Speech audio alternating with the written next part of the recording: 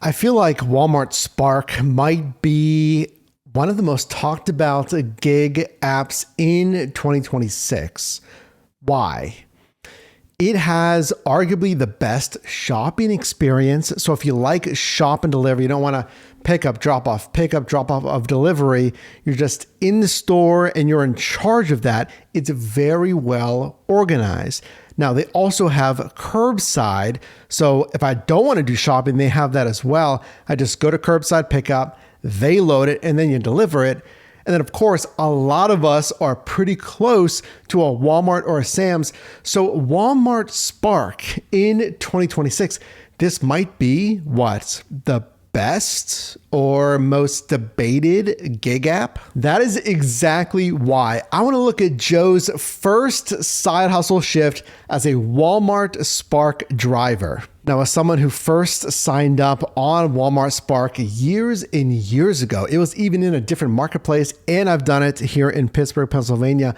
We need to see in 2026, is this really going to be worth it? Is shopping a pain? Substitutions, curbside. Am I going to be waiting on their associates to load it in my vehicle forever? That's not fun. Or might Walmart Spark be the best gig app that you should look at right now? I actually invited Joe on the channel. Would love to hear his thoughts about the gig economy. He's in Miami, Florida. So maybe one of these days, if we can get Joe on the channel, we can discuss some of his gig experience. Okay, guys, the time is 11 o'clock and we accepted our first order of the day. It is a Walmart Spark, but I'm not going to come to the store anymore. I came because I don't know why I came, but show us the offer. A lot of items. I mean, it's not a lot, but I want to do the onesies and twosies type Walmart Spark orders. Yes, show us the offer. But whatever. This one is $23 for how many items? 16 items. It's 2 customers. 7-mile drive. Let's go. Okay. Wow. I would have liked to have seen the offer, but that's fine. That's fine. $23 for 16 items, shopping for 2 customers for 7 miles. Is that worth it? Well, how do you even determine if it's worth it on Spark? So clearly, Joe is shopping here.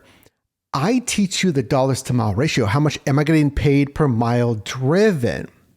Satisfies that. $23 for 7 miles. I want you to hit $1.75, ideally $2 to $3 plus, because of course there's an operational cost of your vehicle. Okay. The dollars to time ratio. How much time is it really going to take and how much money am I making? $23. I don't know if we got a ETA, like how long it's going to take. So you can think about it like this uniquely on Spark. Pay attention to this or that Instacart or Shipt or DoorDash shop and deliver or Uber Eats shop and deliver. Any shop and deliver. I've seen it done where shoppers wants 50 cents per item, something like that, because you got to remember every single item is more time. I don't care how well you know that store, it's going to take you some time. So 16 items, 20 items, 30 items, and yes, there'll be 30 item shops. You really have to think about if it's $23, how much time is it going to take me to shop for 16 versus 30? Now, again, Spark does a great job of letting you know the aisle, the section, and the module, like those little UPCs there. I guess with Walmart Spark orders, I can't tell you how long it takes because I don't think it tells you. 16 items, that had to have taken them at least 20 minutes? What? What I do, I forgot to tell you the strategy. Even if it's like 7 miles, if it's like a short amount of items like this, even if it's 7 miles, I'll do it because on the way back, I usually get a bunch of Uber orders, Uber Eats or Uber. That is the way to do Walmart Spark. Good job, Joe. So you have to come back to a Walmart, Sam's, or other participating location. If you're going to shop or pick up at Walmart's, what do you have to come back to? Obviously, a Walmart. There's not that many locations. It's Walmart, Sam's, and a few other smaller locations. 99% of the time, it's like a Walmart or a Sam's. So if he delivers 7 miles away, then how close are you to the next Walmart? Let me ask you that. If you deliver 7 minutes away, 7 miles away, how close are you to the nearest Walmart. 7 miles away. You got to come back unless you finish obviously like closer to another Walmart over here. You don't have to go back 7 miles, right? So there is mileage back to these locations. That's my point. So Joe wonderfully said, I can usually get offers on Uber Eats on my way back. So he's using kind of both apps here as filler apps, we call it. He's filling in Spark with Uber Eats or vice versa. They're working together, is my point, to stay busy and fill in the shift with offers. So he doesn't just like deliver on Spark and then drive back empty miles. Very well done. Right share. So the mileage doesn't really matter because when I come back, I'll get offers on the way back anyway. I'm not going to come back with dead miles, even though, yes, I've heard and I've seen that you get offers on the way back, but usually the offers are bad. If it's a good offer, I'll take it, but if not, I won't. All right, let's pay for this. Yeah, wonderful. He's doing rideshare on the way back. So yeah, he's saying, I'll get offers on the way back, but still you're driving empty miles on the way back. So you're not always going to be able to fill those miles. Just a little food for thought there. The first item that it tells you to get, it's a cold item. So once you get a cold item first, you're not supposed to get cold items until later. But once you get in Walmart Spark, when you get the cold items, said, oh, perishable added. And then they give you a shorter time to complete it.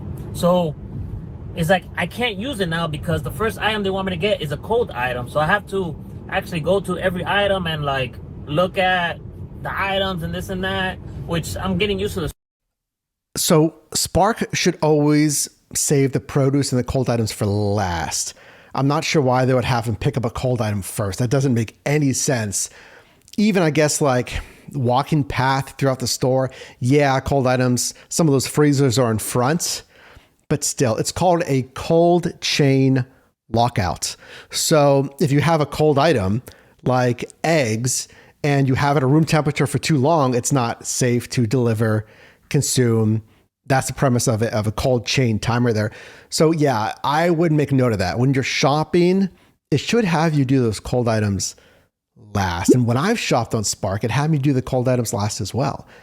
Because what it also does is once you pull a cold item, you'll get a notification as well. It says, hey, you must deliver these cold items by whatever, 6 p.m., 4:30, whenever you started shopping, it'll say because of that cold chain safety protocol and stuff. Okay, the time is 12:30 and we accepted another Walmart order, Spark.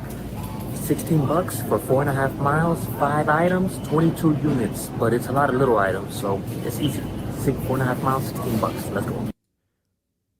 4.5 miles, $16. What was it, like 6 or 7 units?